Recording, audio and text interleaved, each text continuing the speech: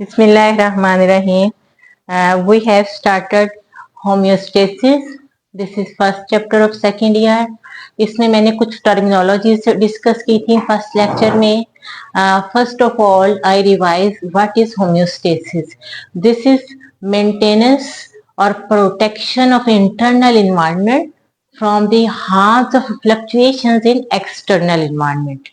मतलब in short internal environment को जो हमारे आउटसाइड इन्वायरमेंट में चेंजेस हो रही होती हैं उनसे अपने इंटरनल इन्वायरमेंट को प्रोटेक्ट करना होता है. उनमें इसके बाद हमने जो कुछ टर्मिनोलॉजीज डिस्कस की थी इनमें से एक थी osmoregulation. What was osmoregulation? Osmoregulation में बेसिकली हमने ये चीज डिस्कस की थी regulation between organism and its environment of solute and gain and loss of water. In short, solute and water balance को maintain करना जो है that is osmoregulation. Today's lecture is osmoregulation in different environments. We will discuss osmoregulation in marine environment, in freshwater environment and in terrestrial environment. सबसे पहले हम marine environment में osmoregulation को discuss करेंगे. ऑस्मोरेगुलेशन इन मैरीन इन्वायरमेंट डिस्कस करने जा रहे हैं. इट मींस कि हम उन ऑर्गेनिज्म की ऑस्मोरेगुलेशन डिस्कस करेंगे जो सीज में और ओशंस में रह रही हैं. सीज और ओशंस का जो एक्वाटिक इन्वायरमेंट है इसमें साल्ट कंटेंट्स बहुत ज्यादा होते हैं. अप्रोक्सीमेटली 3% साल्ट कंटेंट्स होते हैं मैरीन इन्वायरमेंट में. मतलब बहुत ज्यादा नमक मिले पानी में ऑर्गेनिजम्स कैसे ऑस्मोरेगुलेट करते हैं. Let's talk about invertebrates in marine environment. बहुत सारे इनवर्टिब्रेट्स जो हैं वो ऑस्मो कन्फर्मर्स हैं. मतलब उन्हें अपना इंटरनल साल्ट और वाटर बैलेंस को मेंटेन करने की कोई जरूरत नहीं होती.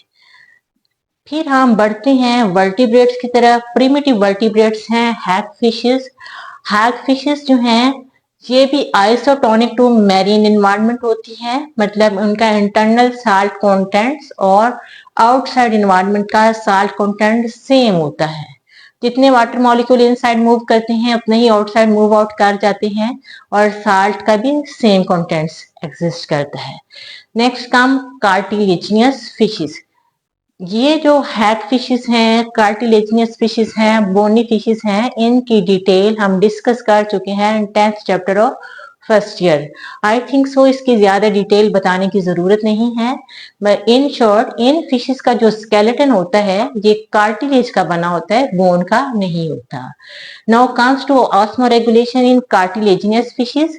दे have low internal salt contents. मतलब ये मैरीन इन्वायरमेंट में रह रही हैं और इंटरनल साल्ट कंटेंट्स इनका लो है. ये कैसे लो रखती हैं इसके लिए कुछ अडेप्टेशंस हैं इनकी.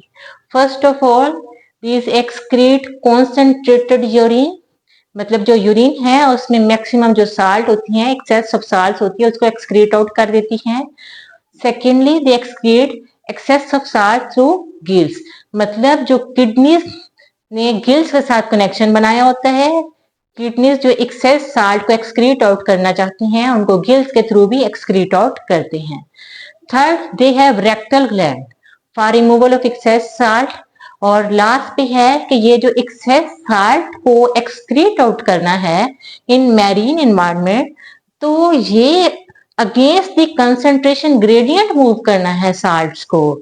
मतलब फिश की बॉडी के अंदर साल्ट कंटेंट्स मैरीन इन्वायरमेंट की निस्बत कम है. जो एक्सेस साल्ट हैं उनको मैरीन इन्वायरमेंट में एक्सक्रीट आउट करना है तो इसके लिए एक्टिव ट्रांसपोर्ट का सहारा लेना पड़ता है. इनके अलावा कुछ दूसरी फिशेस हैं ये शो ये करती हैं कि इनके जो साल्ट कंटेंट्स हैं वो ज्यादा हैं. एक्चुअली इनका इंटरनल साल्ट कंटेंट्स लो होता है. जो ज्यादा शो होता है उसकी क्या रीजन है? They have definite amount of urea in their blood. Urea is a nitrogenous waste. Blood के अंदर यूरिया होगा मतलब नाइट्रोजनियस वेस्ट होगा तो वो डेंजरस है, टॉक्सिक है, डैमेजिंग है. तो इसको नेचर ने कैसे बैलेंस किया है? इनकी बॉडी में एक और केमिकल होता है ट्राइमेथाइल अमीन ऑक्साइड। ये वाला जो ट्राइमेथाइल अमीन ऑक्साइड है ये ब्लड में यूरिया की प्रेजेंस की टॉक्सिसिटी को कम कर देता है। मतलब जिस यूरिया की वजह से ये हाइपरटोनिक शो होती हैं, एक्चुअली ये हाइपरटोनिक हैं, वो उसको ट्राइमेथाइल अमीन ऑक्साइड मैनेज करता है। फिर लास्ट पे आती हैं बोनी फिशेज इन मैरीन इन्वायरमेंट। बोनी फिशेज जो हैं जिनका स्केलेटन बोन्स का बना होता है, वो कैसे मैनेज करती हैं? First of all they drink more water, मतलब एक्सेस वाटर की वो को ड्रिंक करती हैं। तो उसमें से जो वाटर होता है उसको रीअब्सॉर्ब कर लेती हैं, जो साल्ट कंटेंट्स होते हैं उनको एक्सक्रीट आउट कर देती हैं। मतलब जो उनका यूरिन होगा, जो यूरिन वो यूरिनेट करेंगी सीज में या ओशन में, कॉन्सेंट्रेटेड होगा, और उनका जो किडनी है वो मैक्सिमम साल्ट को एक्सक्रीट आउट कर देता है और मैक्सिमम वाटर को रीअब्जॉर्प्शन कर देती। मतलब इनका फंक्शन ये होता है कि ये मैक्सिमम लॉस ऑफ साल्ट और मिनिमम लॉस ऑफ वाटर करते हैं। इस तरह से ये सरवाइव करती हैं। जो मैरीन फिशेज हैं दे ड्रिंक वाटर, इनका करेक्टरिस्टिक होता है कि ये पानी पीती हैं। अब हम जाएंगे फ्रेश वाटर इन्वायरमेंट की तरफ।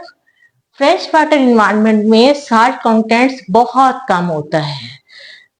आप इसको सपोज कर सकते हैं कि ये 1000 time less than marine environment, 0.03%